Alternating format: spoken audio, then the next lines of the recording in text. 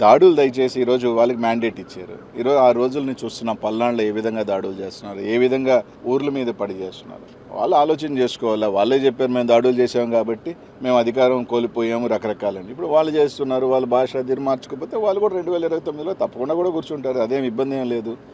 మా భాషలు బాగాలేను అన్నప్పుడు మమ్మల్ని అన్నప్పుడు వాళ్ళు ఈరోజు మాట్లాడే భాషలు కూడా తప్పకుండా ఉంటాయి. కాబట్టి తప్పకుండా ఎవరు యాడికి ఏమి వెళ్ళిపోం. ఖచ్చితంగా వాళ్ళు కూడా ఓడిపోయినప్పుడు కొన్ని నెలల తరబడో ఇలా సంవత్సరాల తరబడో వాళ్ళు కూడా ఇళ్లలోనే ఉన్నారు. అవకాశాలు ఇచ్చారు ప్రభుత్వాలకు కూడా. ఈరోజు కూడా ఖచ్చితంగా ఈరోజు అయిందే 4వ తారీఖు ఎన్నికైపోయింది. ఎన్నికైపోగానే వచ్చి రోడ్ల మీద పడడం కదా. వచ్చిన తర్వాత ఆ ప్రభుత్వానికి టైం ఇస్తాం, వెచ్చి ఉంటాం. అంతమించి ఇంకేం లేదు. అన్నిటికీ సిద్ధపడే వాళ్ళమే. అన్నిటికీ కూడా కష్టాలకి రాజకీయాల్లోకి వచ్చినప్పుడు ఇప్పుడు కూడా గెలుపులే ఉండడం, ఓటమి ఉంటుంది, గెలుపు ఉంటుంది. ఈ ప్రజాక్షేత్రంలో పోయినసారి మాకు మ్యాండేట్ ఇచ్చారు, ఈసారి వాళ్ళకి మ్యాండేట్ ఇచ్చారు.